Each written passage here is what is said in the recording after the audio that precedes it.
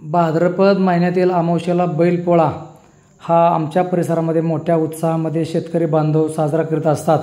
सकाळ सकाळी दुकानातून बैलांसाठी आवश्यक साहित्य खरेदी केलं जातं। नंतर बैलांना आंघोळ वगैरे घातली जाते। बैल म्हणजे शेतकऱ्याच्या घामात, शेतकऱ्याच्या शेतमजुरीत, शेतकऱ्याच्या अन्नधान्यामध्ये सर्वात जवळचा मित्र म्हणून काम करत असतो। त्यामुळं बैलांना अतिशय प्रामाणिकपणे सजवलं जातं, रंगरंगोटी केली जाते, वेगवेगळ्या प्रकारचे साहित्य त्यामध्ये बैलांचा मग मोरक्या असतील, व्यसन असेल, कासरा असेल, अशा प्रकारचं साहित्य किंवा त्यांना रंगरंगोटी असेल, झूल असेल, अशा वेगवेगळ्या रंगीबेरंगी प्रकारच्या नाना प्रकारच्या साहित्यानं बैलांना सजवलं जातं। आणि गावात पळशी गावामध्ये आमच्या मारुती या देवाकडे बैलांची मिरवणूक काढली जाते। ही मिरवणूक काढत असताना वाजत गाजत सर्व शेतकरी आपल्या बैलांना, आपल्या जनावरांना त्या ठिकाणी संपूर्ण गावातून मिरवणूक काढली जाते।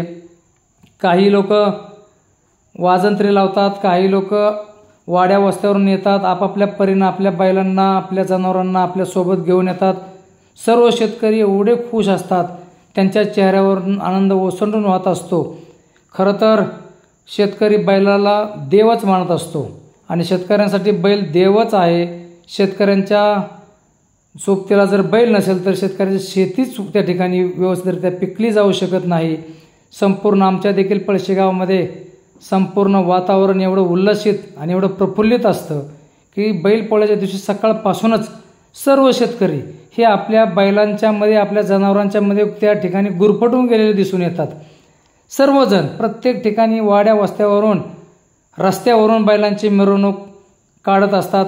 सर्व शेतकऱ्यांची कुटुंब, मग घरातील लहान मुलं, बायका, सर्व शेतकरी हे सर्व गावामध्ये सर्व जनावरांसहित त्या ठिकाणी आलेले असतात आणि आपल्या बैलांना आपल्या देवाच्या दारातून दर्शन घेऊन नंतर वाजत गाजत पुढं वाजंत्री पासावी असं अनेकांचं मत असतं।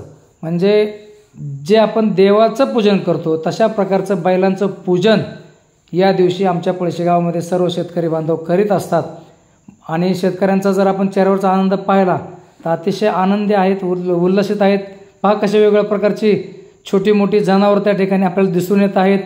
सर्व लहान मुलं देखील आपापल्या बैलांच्या सोबत दिसून येत आहेत। गावातून मिरवणूक आल्यानंतर सर्व लोक हे आपल्या मंदिर परिसरात आपापल्या जनावरांना त्या ठिकाणी घेऊन येत असतात। मंदिराच्या पुढं आमच्या पळशी गावचं ग्रामदैवत श्री हनुमान आहे। या हनुमानाच्या दारात सर्व बैलांना रंगवून सजून आणलं जातं, त्यांना देवाचं दर्शन दिलं जातं। देवाचे पुजारी ईश्वर गुरव हे बैलांना त्या ठिकाणी गुलाल लावत असतात आणि नंतर मग शेतकरी आपापल्या परीनं आपली जनावरं घेऊन पुन्हा एकदा आपल्या घराकडे मार्गस्थ होत असतात। आणि दिवसभराच्या एवढ्या गप्पा त्या ठिकाणी रंगतात की कोणी कुठं बैल धुली, कोणी कशी धुली। यंदा पाऊस काळसुद्धा म्हणावा असं झालेलं नाही, मात्र पाझर तलावामध्ये, छोट्या मोठ्या नाल्यांमध्ये त्या ठिकाणी पाणी आहे। त्या छोट्या मोठ्या नाल्यांमध्येच आपापली जनावरं, बैल शेतकऱ्यांनी धुवून काढली।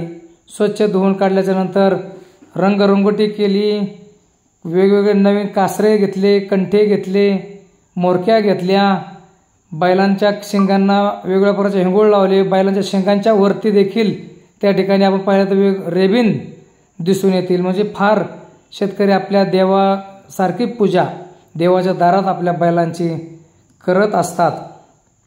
खरंच शेतकरी आणि बैल हे या नात्याविषयी जर बोलायचं झालं तर शेतकरी आणि बैल एकमेकांच्या शिवाय राहू शकत नाहीत। जर बैल नसेल तर शेतकऱ्याच्या शेतीला महत्त्व राहत नाही आणि शेतकरी नसेल तरी बैलांना जपणारा त्या ठिकाणी दुसरा कोणीही नाही। शेतकरीच बैलांना व्यवस्थितरित्या जपू शकतो। हे पळशी गावचं हनुमान मंदिर, या मंदिर परिसरामध्ये सर्व शेतकरी आपापल्या बैलांना, इतर जनावरांना, छोट्या मोठ्या वासरांना त्या ठिकाणी दर्शनासाठी घेऊन येत असतात। पाऊस झाला, नेमकं जनावरांची मिरवणूक गावातून चालू असताना पावसावरून राजांसुद्धा मोठ्या प्रमाणावर हजेरी लावली, त्यामुळे काही शेतकऱ्यांची थोडा वेळ धावपळ उडाली। मात्र तरी शेतकरी आणि बैलाचं जसं नातं आहे तसंच शेतकऱ्यांचं आणि पावसाचं देखील फार मोठं नातं आहे। पाऊस आल्याशिवाय शेतीला त्या ठिकाणी महत्त्व राहत नाही, बैल असल्याशिवाय शेतीला महत्त्व राहत नाही आणि शेतकरी या दोघांच्यामधील फार मोठा दुवा म्हणून या तिघांचाही या ठिकाणी आपण पाहिलं पाऊस, शेतकरी आणि बैल या तिन्हींचं देखील मिलन या ठिकाणी आमच्या पळशी गावामध्ये झालं। तिघांचं देखील दर्शन आपल्याला एकत्रित बघायला मिळालं। आमच्या पळशी गावामध्ये अजून देखील बैलांचं जनावरांचं प्रमाण बरं आहे। खरं तर आता बरेच शेतकरी हे शेतीसाठी ट्रॅक्टर वापरतात, आधुनिक पद्धतीने शेती करणाऱ्या शेतकऱ्यांचं प्रमाण वाढले। बघा वाजत गाजत हे शेतकरी बैलांना मंदिर परिसरामध्ये नेत असतात। आमच्या पळशी गावामध्ये शिंदे पाटील यांचा खरं तर मान असतो, त्यांचा बैल निघाल्याशिवाय इतर शेतकऱ्यांचे बैल निघत नाहीत। हे सर्व शिंदे बांधव आहेत, एक शिंदे यांचं कुटुंब आहे, त्यांचे सर्व शिंदे चुलत बंधू सर्वजण एकत्र येऊन मिरवणुकीची सुरुवात करत असतात। हे त्यांचे सर्व बैल आहेत। त्यांनी देखील DJ वगैरे लावून वाजत गाजत मिरवणूक पळशी गावातून काढली। सर्व त्यांचे कुटुंबीय एकत्र येऊन अतिशय आनंदामध्ये पाटलांनी पळशी गावामध्ये त्यांच्या बैलांची मिरवणूक काढली। बघा बैलावरती सुद्धा शिंदे पाटील अशा प्रकारचं लिहिलं आहे। DJ लावून त्यांनी बैलांची मिरवणूक काढली। बैलांना खरोखरच देवच मानणारा शेतकरी आपल्या परिसरामध्ये आहे। पाटील देखील दरवर्षी अतिशय उत्साहामध्ये वाजत गाजत DJ लावत या ठिकाणी बैलांची मिरवणूक काढत असतात। त्यांचा पहिला पळशीमध्ये मानकरी म्हणून त्यांच्याकडे बघितलं जातं। त्यांचा बैल मिरवणुकीला गेल्याशिवाय इतर शेतकऱ्यांचे बैल मिरवणुकीमध्ये जात नाहीत। म्हणजे अजूनही परंपरा गावामध्ये आपल्याला पाहायला मिळतात। खरं तर गावातील जीवन हे असंच परंपरांचं सुखदुःखामध्ये एकमेकांच्या सहभागी होण्याचं, एकमेकांचा मान एकमेकांना देणं, सर्वांचे एकमेकांनी आदर राखणं अशा प्रकारचं गावातील जीवन असतं। आणि या ग्रामीण जीवनाचा आपण दर्शन जर घेतलं तर आमच्या पळशी गावामध्ये हे सर्व दर्शन होत आहे। सर्व शेतकरी बांधव एकत्रित येऊन इतक्या मोठ्या आनंदामध्ये जर आपला बैलपोळा साजरा करत असतील तर शेतकऱ्यांसारखं दुःख विसरणारा माणूस दुसरा कुठेही नाही। डोक्यावरती किती जरी बोजा असला काय असलं तरी माझ्या बैलांची मिरवणूक ही वाजत गाजत निघली पाहिजे अशा प्रकारची मतं ही आजही आमच्या शेतकरी बांधवांची दिसून येतात। सर्व शेतकरी बांधवांना बैलपोळ्याच्या निमित्त हार्दिक हार्दिक शुभेच्छा। सर्व शेतकरी बांधवांची शेती आणि त्यांचा साथीदार बैल, त्यांचा मित्र बैल हे खरं तर त्यांना त्यांच्या उत्तम प्रकारचं जीवन जगण्यामध्ये मदत करो अशी आमच्या पळशी गावच्या ग्रामदैवत हनुमान चरणी प्रार्थना करतो।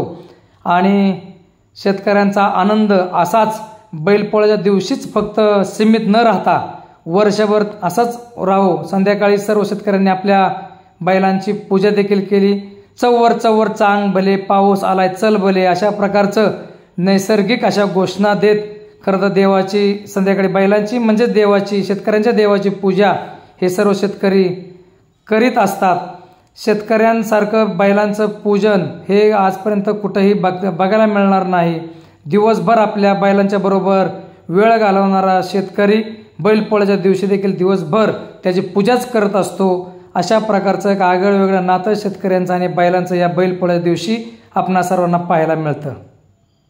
गावठूब या युट्यूब चॅनलमध्ये आपणा सर्वांचं हार्दिक स्वागत।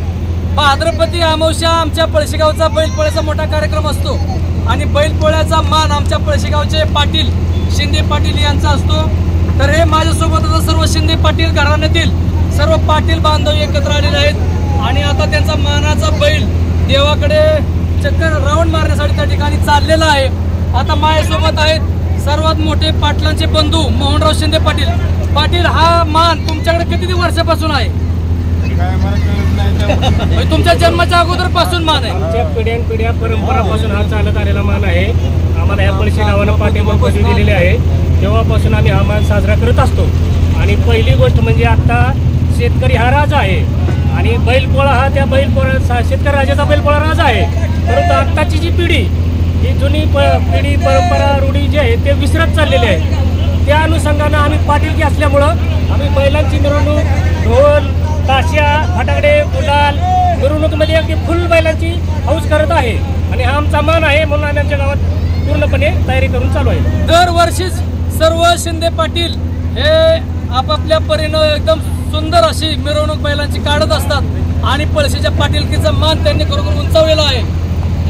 असं म्हणतात की त्यांच्या जन्माच्या अगोदरपासून त्यांची ही परंपरा आहे आणि ही परंपरा त्यांनी टिकवण्याचं काम या ठिकाणी केलेलं आहे। मी समस्त पळशीकरांच्या वतीनं या शिंदे पाटील बंधूंचा या ठिकाणी हार्दिक असं अभिनंदन करतो।